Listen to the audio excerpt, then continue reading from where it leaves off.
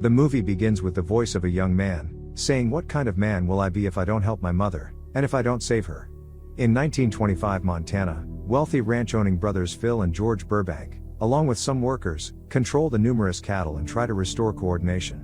The next day, Phil and George with other herdsmen under them takes the cattle out for a drive. They see a dead cattle. George tells them not to touch it because it died of anthrax, a deadly and infectious disease of warm-blooded animals caused by a spore-forming bacterium, transmissible to humans, especially by the handling of infected products, such as wool, and characterized by cutaneous ulcerating nodules or by often fatal lesions in the lungs. A man enters an inn to tell the owner, a widow named Rose, of the guests and their food quantity. Rose knocks on her son's door, Peter. She admires Peter's drawing of a mansion, and tells him some people will be making use of his room. She also asks him to help kill and clean 3 chickens. Peter has no problem with this, he gladly accepts. Phil and George, along with their workers, arrive at the inn. They quickly have a drink and prepare for dinner, giving a toast to the man who trained them, Bronco Henry. At the dinner table, the noise the other guests are making irritates Phil. They are making loud chattering, laughing, and shouting. Phil looks at the flowers on the table. He wonders which lady made them. Peter tells him he made it, and his mother Rose was a florist, so he made it to protect the ones in the garden. Phil makes fun of Peter, and the workers laugh. Peter was embarrassed and walks fast into the kitchen. Phil asks for George's opinion on Bronco, and George replies he doesn't know what he is talking about. Phil gets disappointed when one of the other guests starts playing loud music. He commands them with a loud voice to turn off the music, or he will. The guest leaves the dining room. When they were through with the meal, Phil and the other boys leave, while George remains. Contemplating, he hears Rose sobbing. George enters the kitchen and consoles Rose. Phil goes to the club where people were dancing, shouting. Phil eventually leaves, and returns to his room. He searches for George, calling his name to know where he is but got no response. He lay on his bed and slept. Shortly after, George enters the room. Phil jerks up to see George and asks where he has been. George asks what he said to Peter that made Rose cry. Phil is not apologetic and goes back to sleep. Early the next morning, while Phil and some workers stare at the cloud, George goes to the garage. Phil watches as George leaves with the car. George visits Rose, who asks why he came, and he responds to see her. Though she is busy, which she tells him, she lets him in. In the kitchen, George admires a bottle on the table. He also makes reference to the guest in the inn who were making noise just like when they first came. Rose takes an excuse to find Peter. She needs help to fry the chicken while she attends to the guests. George takes responsibility and introduces himself to the guest as the new waiter. Rose watches from the door surprised. George returns home to meet a worried Phil, who makes a guess where he went to. George tells Phil he was with Rose. Phil reminds him of his previous experience with ladies and makes a comment that implies Rose is after his money. The next morning George leaves in his car, and Phil gets worried as he realizes what he is about to do. George marries Rose, while Peter leaves for medical school.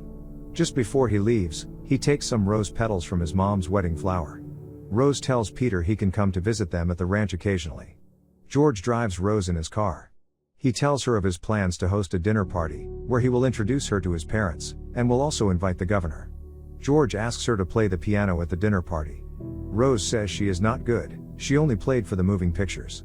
George believes that's just enough, and he trusts her skills. George stops the car on top of the mountain. Rose teaches him how to dance. He tells Rose he can't dance, but by following Rose's instructions, he learns a bit. George takes Rose home, where he introduces her to Phil. Rose tries to get along with Phil, calling him brother to create a friendly bond. Phil, who doesn't like her, as he had previously advised George not to take her seriously because she was just after his money, dismisses Rose, rudely calling her a cheap skimmer. Rose trains to play in the dinner to come. She is trying to get the chords and beat right but is distracted by Phil, who plays the exact sound and even better with his violin. By so doing, he underrates her abilities. Rose pauses to hear him. She leaves to take fresh air. George offers the governor and his wife a drink and tells them that Rose can play the piano. The governor commends her and admits he is surprised. Meanwhile, George goes to meet Phil, telling him everyone, including the old lady, wants to see and speak with him. But Phil isn't interested. He says he isn't coming. While they wait for Phil to come to the dinner table, the guests urge Rose to play. Despite her pleas that she hasn't practiced for a long time, they persuade her to. George asks her to play a song titled "The One I Like," but Rose says she can't play it. George tells her to play anything. They gather around the piano to hear play. Rose tries to play but lacks the morale and courage to do so. Perhaps because of Phil's belittlement, she apologizes, saying she can't do it. Phil later shows up after refusing earlier. He criticizes Rose's skills. The guest bids Phil farewell as they leave, escorted by George. Rose brings Peter back from school. They stop at a cloth shop to buy new clothes. Rose is concerned about Peter's weight. Peter tells Rose he made a new friend. Rose asks him to bring him to the ranch, but Peter says no, he doesn't want him to meet Phil. Rose starts drinking to calm herself down. Over time it got worse as it became an eyesore and an issue of concern to Phil. She hides this new bad habit from George. Peter goes outside and sees Phil with other workers on a horse. They make fun of him by circling their horse around him. Peter was afraid and ran off when he got the chance.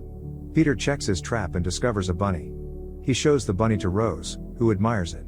A girl visits Peter in his room. She sees him dissecting a rabbit and writing on a piece of paper. She was shocked and leaves the room. Rose takes Peter out to play lawn tennis. Rose tells Peter not to kill a rabbit in the house again. They play for a while before Rose leaves to rest, telling another lady to replace her. Peter meets her to inquire what's wrong, and she says she has a migraine, but Peter isn't buying it. He asks if it's because of Phil. Later, Peter gets on his routine movement in the woods to find animals for his science experiments, and sees a tree with a passage under it. He bends and crawls under the tree until he came to a small structure. He enters and finds a box. Opening the box, he sees a magazine of nude men. As he flips through the pages, the noise of someone diving into a river distracts him. Likewise, he leaves the magazine to check who or what entered the river. Phil discovers Peter staring at him. He chases Peter naked, screaming "Get out of here," while Peter runs off afraid. Phil calls Peter. He introduces himself as Phil and offers to plait his hair.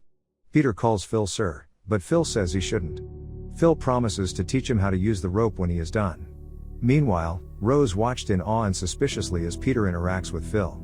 She knew Phil had caused her headache and made her stay on the ranch a difficult one. Phil trains Peter on how to ride a horse. He tells Peter not to allow his mother to make him a woman. He asks Peter to sit on a horse couch belonging to Bronco Henry, his mentor and the greatest rider he ever knew. Peter asks if Bronco Henry taught him how to ride, and he replies Bronco not only taught him how to ride but how to use his eyes. Peter returns home to meet his mother, who asks him to come into her room. In her room, Rose questions his growing relationship with Phil, asking if Phil was nice to him. Rose then tells him of her childhood experiences. Peter's training on how to ride a horse continues. This time he is let out of the ring to let him figure it out, and he falls off while trying to turn. Peter rides his horse over the cliff where he sees a dead animal. He cuts the skin of the animal. Peter and Phil's relationship gets stronger as they hang out often against Rose's wish, who doesn't want him to be with Phil. George asks her why, because Phil is helping Peter, as he taught him how to ride a horse. While hanging out, Phil sees a rabbit. He beckons Peter to help him catch the rabbit. They start by removing the planks which the rabbit ran under. Finally, Peter brings the rabbit, which broke the leg. Phil asks Peter to put it out of its misery, meaning he should kill it. Peter rather cuddles and brushes the rabbit's ear. Peter sees Phil has a wound on the hand, he injured while they were removing the planks. Peter asks what's wrong and offers to help, but Phil, the usual stubborn man, dismisses Peter. He rather ties a cloth around it to stop the bleeding. Peter and Phil discuss. While Phil shares a quote from Bronco Henry, Peter shares a quote from his father. Peter tells Phil how he cut his father down when he hung himself. His father used to worry that he wasn't kind enough and was too strong. Phil scoffs when he mentions too strong, saying he got that wrong.